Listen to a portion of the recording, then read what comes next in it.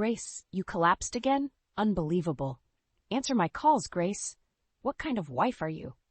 Eric's voice blares through the phone, cutting through the ambulance sirens.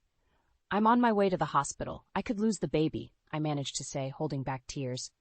The paramedics work around me, their faces focused and grim. Eric snorts on the other end. Well, we're here starving because you can't make dinner. Now you're relaxing in a hospital? Get it together. My throat tightens as I try to steady my breath. A paramedic looks at me with concern. You should focus on staying calm, ma'am. It's important for the baby. I nod, clenching my phone. Eric, I'm doing my best. This isn't about dinner. It's our child. His response is a heavy, frustrated sigh. Your best, huh? Seems like your best is just never enough. I hang up, unable to listen anymore. My heart pounds painfully in my chest, and not just from the physical strain. The paramedic shakes his head subtly. We'll be at the hospital soon. Just keep breathing. As I lie there, the thoughts of Eric's constant criticism and indifference replay in my mind like an old scratched record. Every harsh word echoes louder in the cold, confined space of the ambulance. Upon arrival at the hospital, I'm quickly wheeled into the maternity ward. Nurses move with practiced efficiency, and I catch snippets of diagnosis and concern. My OB/GYN, Dr. Collins, arrives shortly after. Grace, hang in there, she says with a calm yet urgent tone. We're going to do everything we can to make sure both you and the baby are okay. I nod, feeling a tear slip down my cheek. Thank you, Dr. Collins.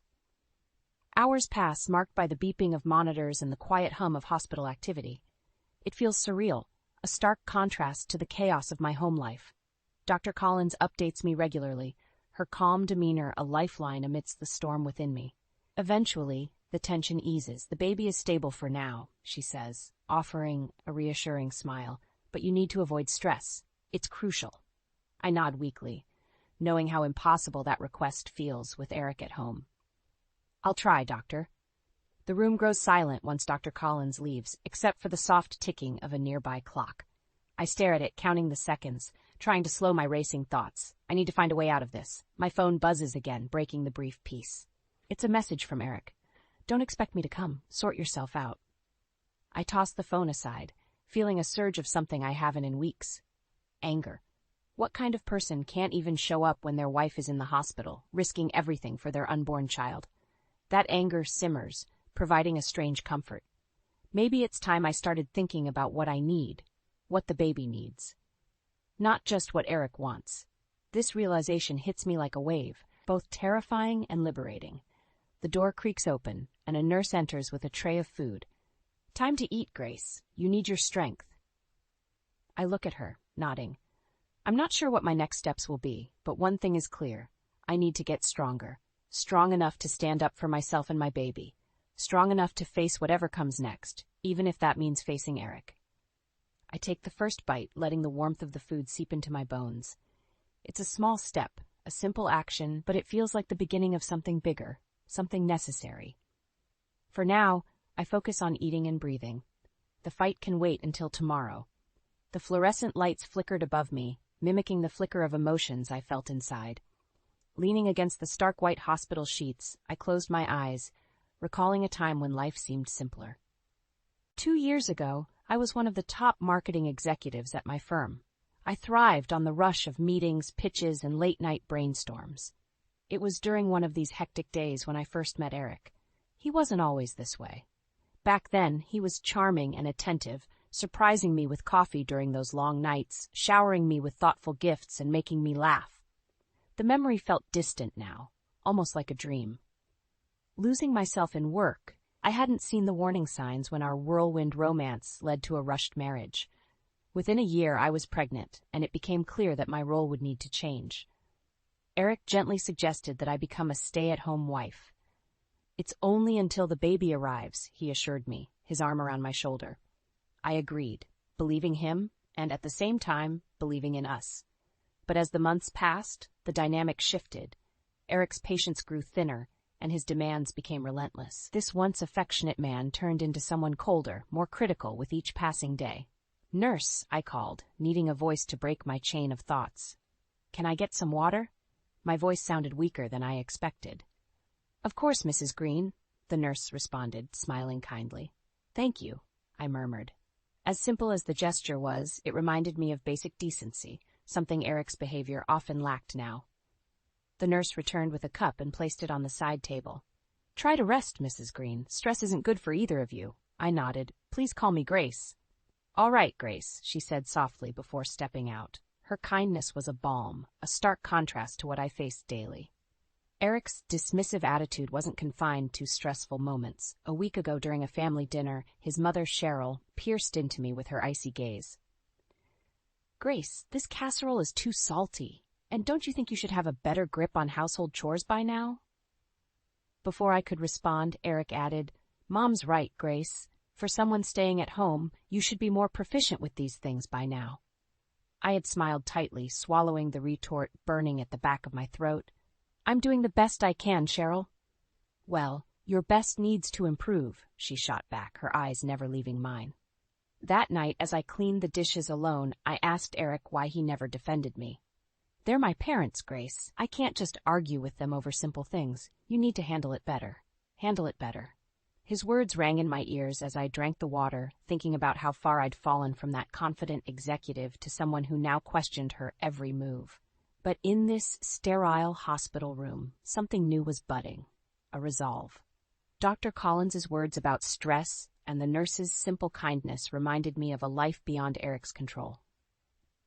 There was a world where I could be strong again, not just for me but for my child. I knew what needed to be done. Becoming that strong, independent woman again wouldn't be easy, but this collapsing, bending, and breaking needed to end, for my baby and for myself. A knock on the door interrupted my thoughts. It was Dr. Collins, holding a clipboard. "Grace, can we talk?" she asked gently. I nodded, steeling myself. "Of course, Dr. Collins. What do I need to know?"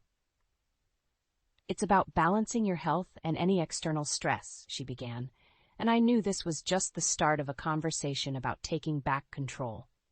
Dark times lay ahead with Eric, but with each moment in that hospital, I found my determination strengthening. It wasn't just about staying healthy. It was about reclaiming my life, one day at a time. The sunlight streamed through the windows as I sat propped up in my hospital bed, sorting through the cascading thoughts in my mind. Just as I was about to sip some water, my phone buzzed. Cheryl's name popped on the screen, making my heart pound faster. "Grace, you've been in that hospital long enough. You need to come home and take care of your duties," she began without preamble. "I'm not just lying here out of choice," I replied, trying to keep my voice steady. "I need to stay here for the baby's health." "Excuses," she scoffed. "You are a useless wife to my son, and it's high time you step up. We want dinner ready when Eric gets home." The line went dead, leaving me trembling with anger. I had just endured a terrifying health scare, yet all they could think about was dinner. Suddenly, the hospital door swung open, and Eric stormed in. "Grace, what's with you ignoring mother's calls?" His face twisted with irritation. "I was resting," I said, gripping the bed rails for support. "The doctor said I need to avoid stress." "You're stressed. What about me, Grace? I'm the one working all day to support us." "You think I don't work?" I shot back, surprising myself with the sharpness of my tone. "I just expect." Eric began, but he stopped mid-sentence as Cheryl swept into the room, her face a mask of cold fury. "Really, Grace? Making excuses to avoid your responsibilities?" She turned to Eric. "Your father and I never had these issues. We raised you with discipline, not laziness." I clenched my fists. "I'm doing the best I can, Cheryl. I'm carrying your grandchild, remember?" Cheryl snorted. "Carrying a child is no excuse. Women have been doing it forever without causing such a scene." Eric looked at me, his eyes void of any sympathy. "Mom's right. You need to pull yourself together." This was the family dynamic I suffered through daily, unyielding and often merciless. But today it felt different. Something inside me shifted. These people, all their criticisms and commands, they no longer had the power they once wielded over me. "You're right. I do need to pull myself together," I said, my voice firm. "For myself and this baby. Because this situation," I gestured around the sterile room, "is not working." Eric and Cheryl both stared at me, stunned. "Grace, don't make things harder on yourself," Cheryl warned, her voice dripping with disdain. "Harder on myself?" I laughed bitterly. "I'm barely surviving this as it is." Cheryl turned to Eric. "See, this is what you get for marrying someone so weak." "That's enough, Cheryl." The words came out harsher than I intended, but I didn't care anymore.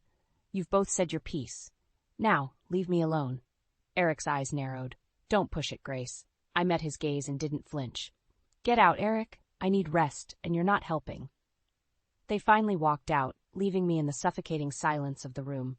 The door clicked shut, and for the first time, I exhaled a breath I didn't know I was holding. The realization washed over me.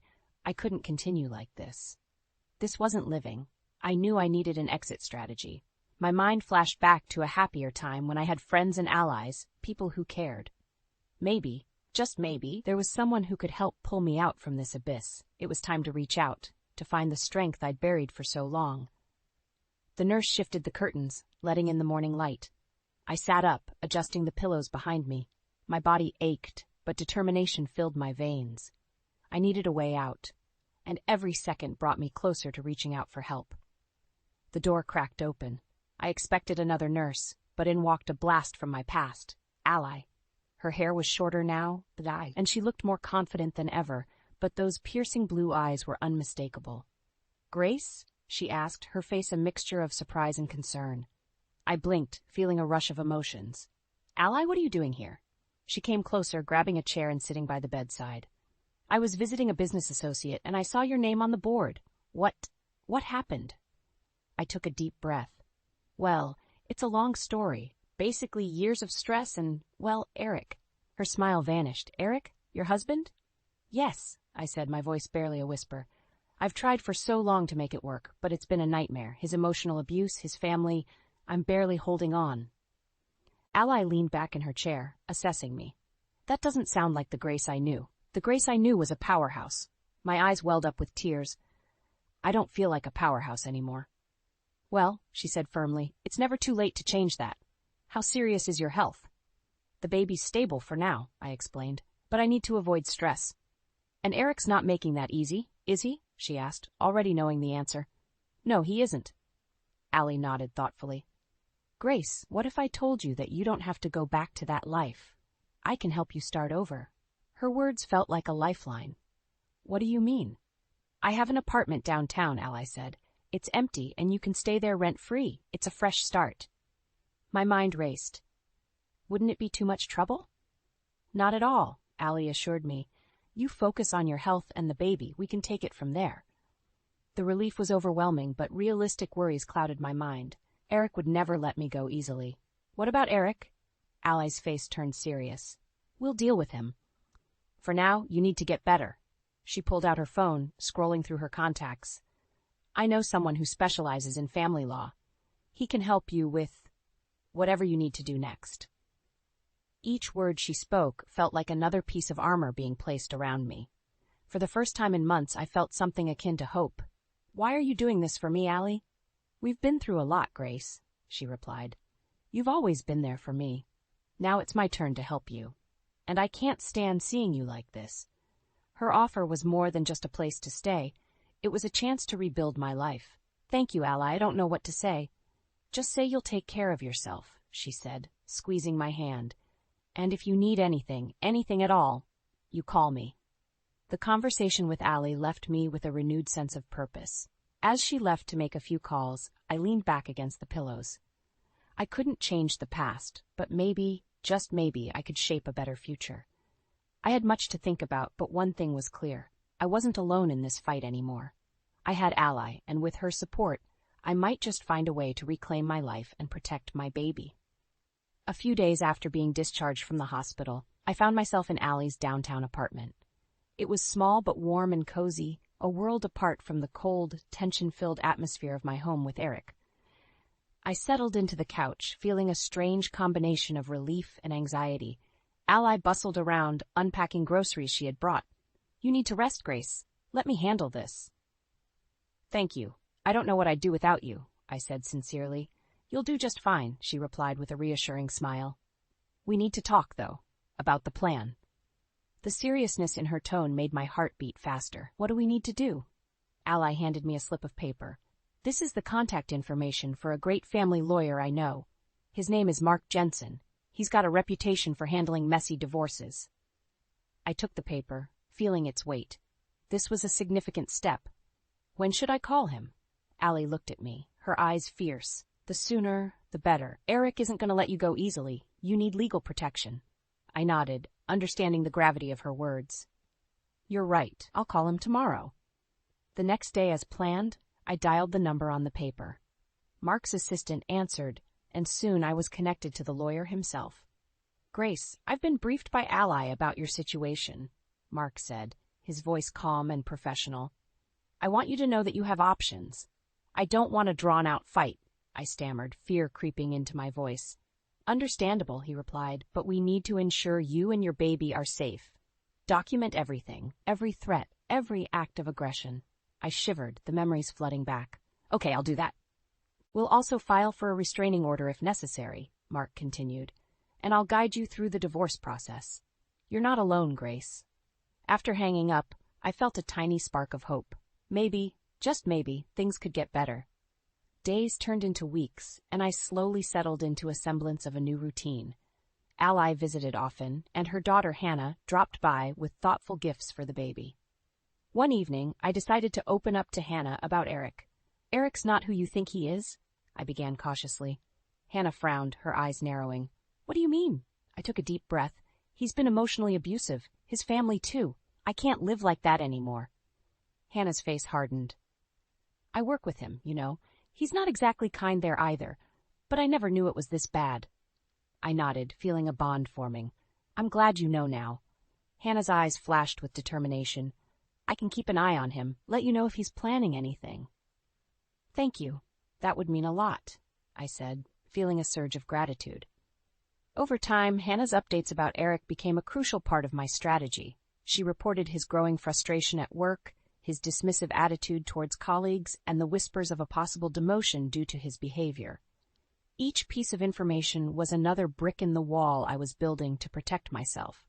One afternoon, I received a call from Mark.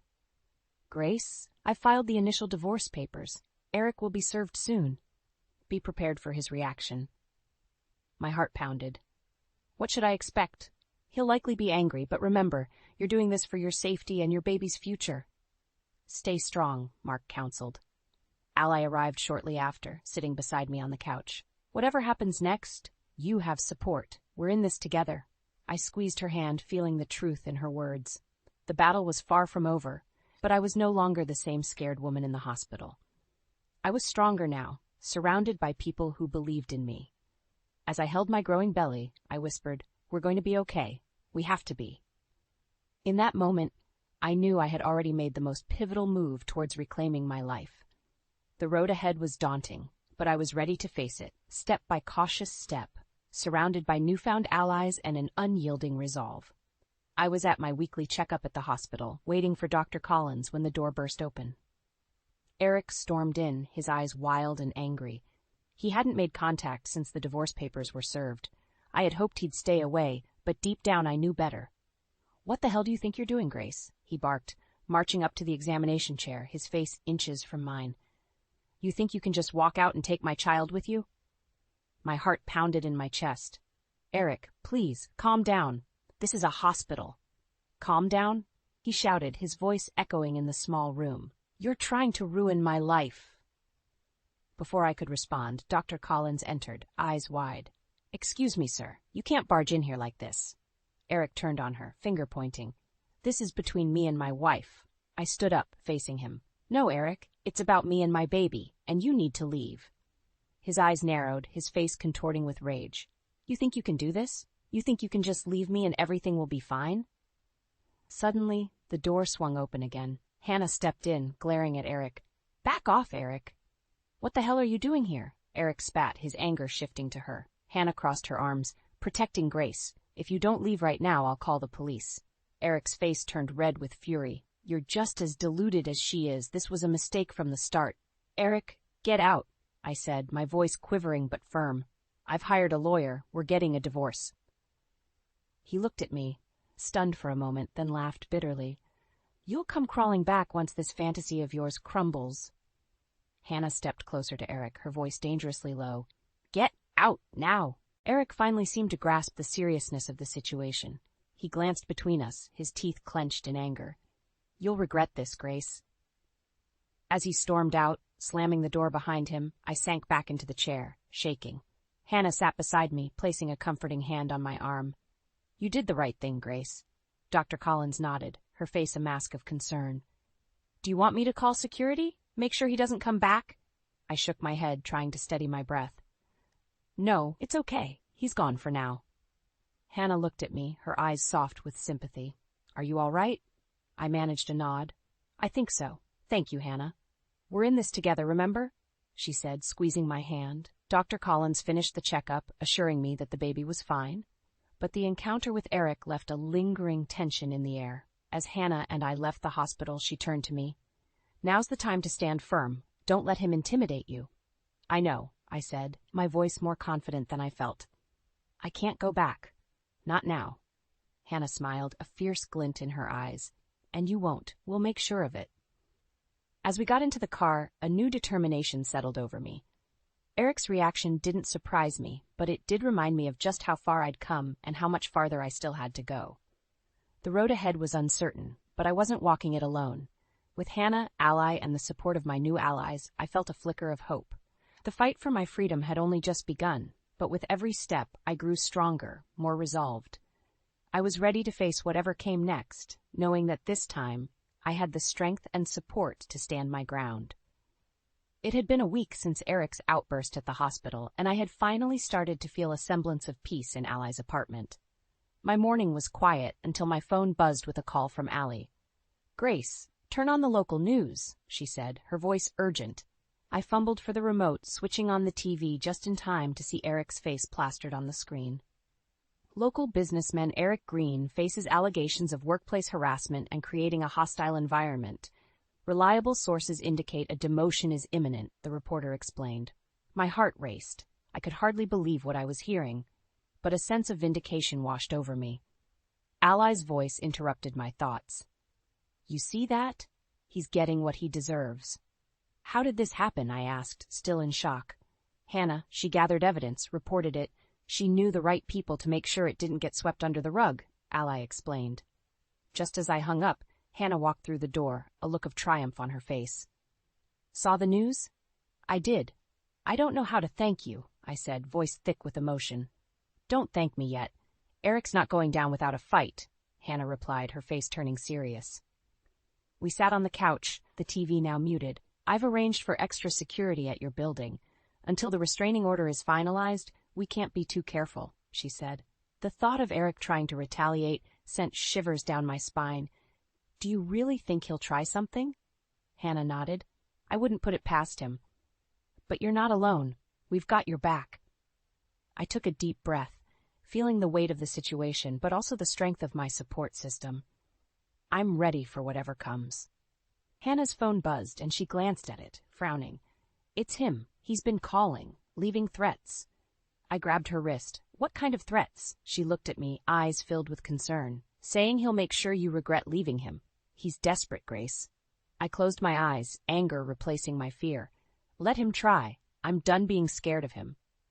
The next few days were tense. Everywhere I went, I felt the shadow of Eric lurking, but I refused to let it control me. Ally and Hannah were relentless in their support, staying close and checking in frequently. One evening, Mark called, his tone somber.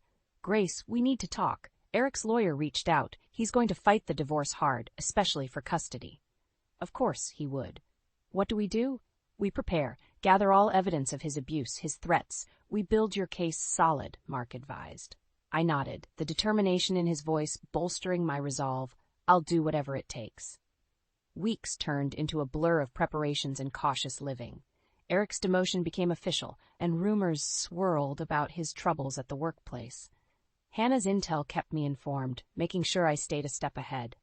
Finally, the day came for the divorce hearing. Standing outside the courtroom, my heart pounded. Ally held my hand, her presence a steadying force. "You've got this, Grace. Show them the strong woman you are," she whispered. As we walked into the courtroom, Eric's glare bore into me. He looked disheveled, his arrogant demeanor now marred by desperation. I stood tall, ready to face him. The proceedings were arduous, but Mark was relentless, presenting every piece of evidence we had meticulously collected. Eric's lawyer tried to paint me as unstable and unfit, but the truth was undeniable. At the end of it all, the judge ruled in my favor. Eric's abusive behavior, his threats, the hostile work environment, all weighed too heavily against him. As I walked out, I felt a weight lift off my shoulders. Eric's defeat was a victory not just for me, but for my unborn child. I had fought, and I had won. But most importantly, I had reclaimed my life, ready to start anew. The day I left the courthouse felt surreal. The fight was over, and I had won. And yet the future felt like an unknown expanse, stretching out before me. I returned to Ally's apartment, my temporary sanctuary, feeling both relieved and uncertain. A few weeks later, I was sitting in Ally's office, now officially part of her team. I was grateful for the job and the chance to rebuild my life. It felt good to use my skills again and to be surrounded by supportive faces. Ally walked in, holding a tiny blue onesie. "For the little guy," she said, handing it to me. I smiled, running my fingers over the soft fabric. "Thank you, Ally. You've done so much for us. Your family, Grace. And speaking of family," she hesitated, then continued, "I want you to meet someone." She led me to a conference room where a man in his mid-40s sat. He smiled warmly as we entered. "Grace, this is John. John, this is Grace." John stood up, extending a hand. "Nice to meet you, Grace. Ally's told me a lot about you." "Nice to meet you too," I said, shaking his hand, feeling a bit curious. "John is a therapist," Ally explained. "I thought it might help to talk." I nodded, feeling a bit overwhelmed but understanding her intention. "Thanks, Ally. I'll consider it." As I walked back to my apartment that evening, I felt a mixture of gratitude and doubt. Could I really put all this behind me? Months passed, and my life began to stabilize. I worked hard, focusing on my pregnancy and my new job. Hannah stayed close, her friendship becoming a beacon of light in my chaotic world. One afternoon, Ally called me into her office. "Grace, I have an offer for you." "What is it?" I asked, curious. She handed me a folder, an opportunity to lead a new project, something I think you'll excel in. I opened the folder and scanned the details. It was a challenging project, but also a chance to prove myself once more. "I don't know what to say." "Say yes," Ally smiled. "You deserve this." "All right," I said, feeling a surge of excitement. "Yes." As I left her office, my phone buzzed. It was a text from Hannah. "Can you meet me at the park? I have news." I hurried over, finding her sitting on a bench, looking excited. "What's up?" She grinned. "Eric got fired today. They finally had enough of his behavior." A flood of emotions swirled inside me, but mostly relief. Wow. I don't even know what to say. Hannah laughed. "Just breathe, Grace. Karma's doing its job." We spent the rest of the afternoon talking and laughing, a sense of closure settling over me. That night, as I lay in bed, feeling my baby's kicks, I finally felt at peace. Eric was out of my life, and a new chapter was beginning. I whispered, "We're going to be okay, little one." The months rolled by, and soon it was time. I went into labor late one night, and Ally rushed me to the hospital. The delivery was intense, but the moment I held my son in my arms, everything else faded away. "You did it," Ally whispered, tears in her eyes. "No, we did it," I corrected, feeling the weight of our journey. As I cradled my son, I realized that the darkest moments of my life had led me to this point. I wasn't just surviving anymore. I was thriving, surrounded by people who loved and believed in me. In the following days, I took up Ally on her suggestion to meet John for therapy. It helped me to process everything I'd been through and to rebuild my confidence. When I returned to work, Ally officially offered me the role of project lead. I accepted, feeling ready to take on the world. And so, surrounded by a new family of friends and allies, I stepped into my new life with determination and a hopeful heart. My son and I were ready for whatever came next, knowing we had already overcome the hardest battles. We were ready to face the future together.